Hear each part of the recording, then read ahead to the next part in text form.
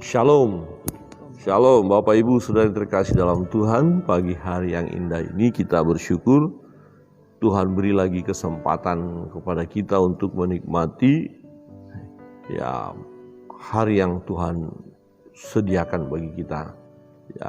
Kehidupan ini perlu kita nikmati di dalam Tuhan. Walaupun memang ada tantangan, pergumulan tidak selalu mulus.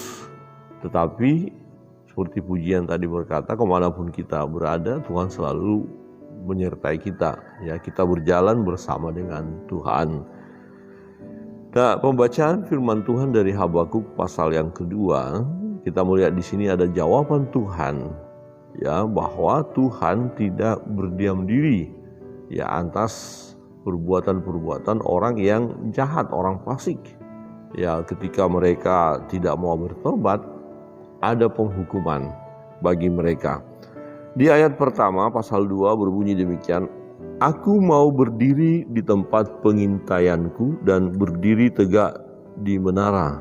Aku mau meninjau dan menantikan apa yang akan difirmankannya kepadaku dan apa yang akan dijawabnya atas pengaduanku." Nah, pengaduan hamba Allah ini, Nabi ini adalah, mengapa dibiarkan kejahatan ini, mengapa keadilan ini tumpul, kira-kira itu nggak ada kuasa dari keadilan, seperti itu. Jadi Nabi mau menantikan apa jawaban daripada Tuhan. Nah, ayat 2, lalu Tuhan menjawab aku.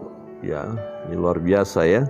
Jadi kita bisa berdoa, mengadu kepada Tuhan dan Tuhan akan menjawab. Kita bisa paham, kita bisa mengerti. Tidak harus selalu mendengar Tuhan akan berkata begini-begini, tidak. Tetapi ketika kita menaikkan doa kita kepada Tuhan, kita bisa tahu bahwa Tuhan menjawab doa-doa kita itu. Nah, lalu Tuhan menjawab aku demikian, "Tuliskanlah penglihatan itu dan ukirlah itu pada loh-loh, supaya orang sambil lalu dapat membacanya." Jadi kira-kira kalau dibuat tulisan yang ini di jalan ada loh batu. Nah, di batu itu ditulis. Apa yang ditulis itu peringatan, hukuman, celakalah. Dan kita lihat bahwa orang-orang yang melakukan kejahatan, yang menyembah berhala, yang memeras orang lain, pokoknya dosa-dosa yang mereka lakukan ditulis dan ada hukumannya. Nah, mengapa di loh-loh kemudian di jalan, supaya orang bisa membaca dan menjadi suatu peringatan kepada mereka untuk menghentikan perbuatan-perbuatan mereka yang jahat. Walaupun pada akhirnya memang mereka tidak menghentikan, sehingga apa yang dinyatakan oleh Tuhan, yaitu hukuman, akan terjadi. Nah, perhatikan di ayat 3 dikatakan, "Sebab penglihatan itu masih menanti saatnya, tetapi ia bersegera menuju kesudahannya dan tidak menipu. Apabila berlambat-lambat, nantikanlah itu, sebab itu sungguh-sungguh akan datang dan tidak akan bertangguh." Jadi tidak akan ditunda lagi, pasti akan datang. Nah, ini nanti akan digenapi bagaimana bangsa Yehuda akan dibuang ke Babel, atau bangsa Babel akan datang untuk menguasai mereka, menawan mereka, menindas mereka, bahkan ada yang dibunuh kemudian dibawa ke Babel. Pasti akan terjadi. Dalam masa Habakuk melayani, dia memperingati umat pilihan Allah ini yang hidup di dalam dosa, supaya mereka bertobat. Jika tidak, maka mereka akan dihukum. Nah, menarik nanti bahwa penghukuman adalah Tuhan pakai bangsa Babel, orang yang bukan penyembah Allah. Kalau kita ambil istilah yang tren juga sekarang, kata kafir istilahnya, tidak menyembah Allah, kafir. Jadi kenapa orang kafir menghukum orang yang benar atau orang-orang yang mengikut jalan Tuhan? Tapi nanti ada lagi jawaban Tuhan di pasal berikutnya. Jadi Tuhan akan menghukum orang-orang yang melakukan hal yang jahat. Nah, ayat 4, sesungguhnya orang yang membusungkan dada tidak lurus hatinya, tetapi orang yang benar itu akan hidup oleh percayanya. Ya, orang sombong dan khianat dia yang melagak, tetapi ia tidak akan tetap ada. Ia menganggarkan mulutnya seperti dunia orang mati, dan tidak kenyang-kenyang seperti maut, sehingga segala suku bangsa dikumpulkannya dan segala bangsa dihimpunkannya.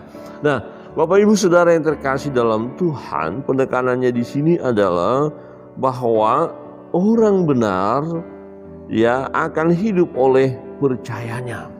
Ya. Nah, kalau kita berkata kita orang benar, kita umat Allah, tetapi gaya hidup kita adalah gaya hidup orang nggak percaya. Nah, bagaimana kita bisa lolos daripada hukuman? Jadi pengakuan kita sebagai orang percaya, pengakuan saja tidak cukup, harus ada bukti dong. Ya, jadi dari buahnya kita tahu pohon itu.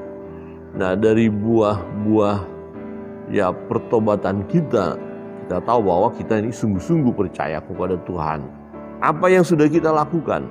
Nah, di sini dikatakan bahwa orang benar itu akan hidup oleh percayanya, berbanding terbalik dengan orang yang sombong, membusungkan dada, dia tidak lurus hatinya. Ya, orang-orang sombong tidak sungguh-sungguh ya mengikut Tuhan karena dia tidak merendahkan diri atau merasa tidak perlu Tuhan, kira-kira begitu. Nah, di ayat-ayat berikut nanti kita akan melihat bahwa memang umat Yehuda ini melakukan dosa yang luar biasa ya. Ya, mereka buat dari benda-benda ya, katakan patung ya. Tapi tidak bisa buat apa-apa, namun itu yang mereka sembah. Nah, ini Tuhan tegur mereka. Ya, ada banyak perbuatan yang tidak sesuai dengan firman Allah yang mereka lakukan, maka akan mendapatkan celaka. Nah, misalnya di ayat 6 berkata begini, bukankah sekalian itu akan melontarkan peribahasa mengatai dia dan nyanyian olok-olok serta sindiran ini, celakalah orang yang menggaruk bagi dirinya apa yang bukan miliknya, berapa lama lagi, dan yang memuati dirinya dengan barang gadaian. Jadi orang yang mengambil keuntungan ya, di sini katakan menggaruk bagi dirinya apa yang bukan miliknya. Jadi ambil milik orang lain ya dengan berbagai cara, berbagai strategi, tetapi ini cara yang tidak sesuai dengan firman Allah. Nah, mereka lakukan, dan bagi orang-orang ini akan terjadi celaka, ya akan terjadi celaka. Saudara yang terkasih dalam Tuhan, ayat 9 berkata begini, celakalah orang yang mengambil laba yang tidak halal untuk keperluan rumahnya, untuk menempatkan sarangnya di tempat yang tinggi dengan maksud melepaskan dirinya dari genggaman malapetaka. Ya, mengambil laba yang tidak halal. Kita perlu mengerjakan segala sesuatu dengan cara yang benar, harus halal. Cara-cara yang tidak halal akan mendatangkan celaka. Ya, dan mereka lakukan itu. Jadi Tuhan tidak tinggal diam. Ayat 12, celakalah orang yang mendirikan kota di atas darah dan meletakkan dasar benteng di atas ketidakadilan. Celaka. Ya, mau membuat kota bagus tapi mengorbankan orang lain. Wow, mau membuat rumah kita bagus tapi mengorbankan orang lain, itu suatu hal yang sangat mengerikan. Di ayat 15, celakalah orang yang memberi minum sesamanya manusia bercampur amarah, bahkan memabukkan dia untuk memandang auratnya. Ya, jadi orang sengaja mau membinasakan sahabat atau teman atau orang lain, ini berbahaya. Jadi kira-kira begini, saya masih ingat waktu masih muda, ya ada dari satu kota tertentu ke desa kami, ada kan KKN, ya KKN mereka, dan kita pemuda-pemuda di kampung itu sedikit memang nakal banget ya. Sengaja kita ajak mereka, mahasiswa itu yang laki-laki beberapa orang, kita ajak minum gitu loh. Dan kita sanjung-sanjung mereka, wah mantap, hebat, jago, luar biasa. Kita tambahin terus minuman ke gelasnya, dan pada akhirnya dia mabuk.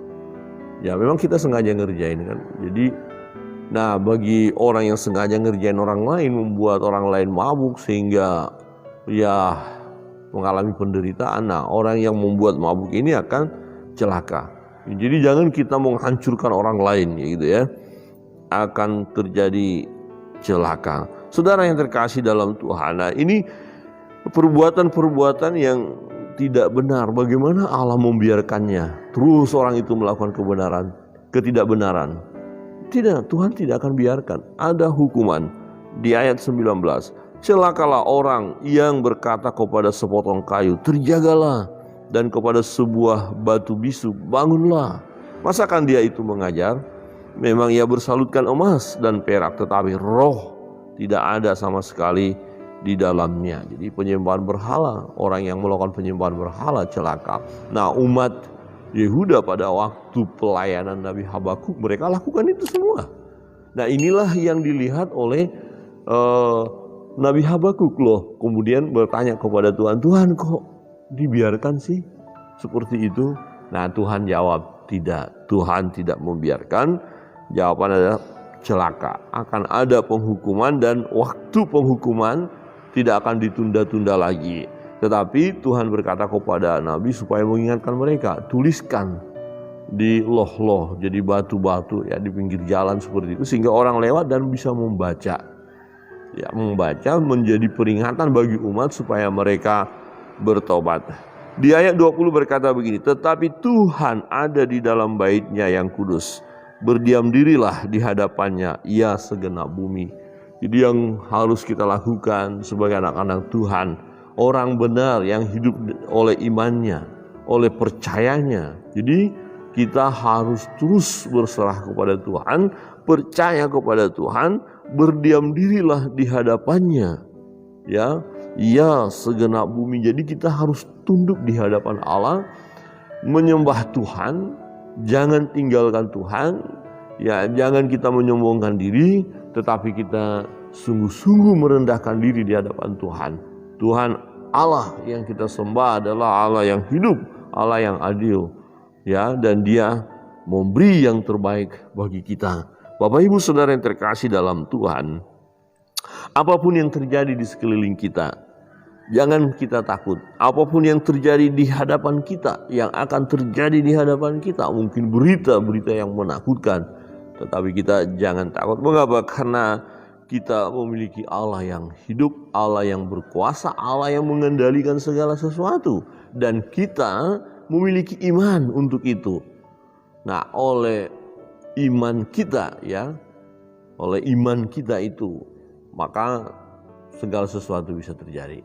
Ya, maka dikatakan tidak ada yang mustahil bagi orang yang beriman, tidak ada yang mustahil bagi orang percaya. Bapak Ibu Saudara yang terkasih dalam Tuhan, kita orang benar, kita harus hidup oleh percayanya kita kepada Dia atau oleh iman kita kepada Allah.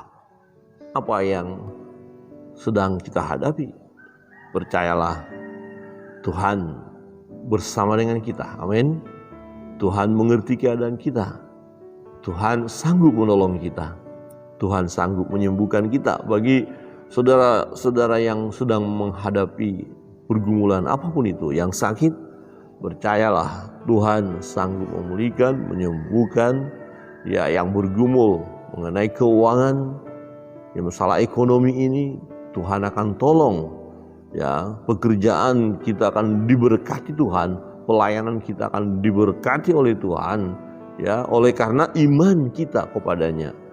Ya, jadi ketika kita mau melakukan pekerjaan, usaha atau bisnis apapun, ya tentu yang pekerjaan yang halal, yang benar, maka naikkan doa. Tuhan, berkatilah usahaku ini, berkatilah perusahaanku ini, berkatilah pekerjaanku ini Tuhan, berkatilah pelayananku ini ya Tuhan. Kami mau melakukan ya apa yang bisa kami lakukan. Selebihnya Tuhan bertindak untuk memberkati, untuk melakukan.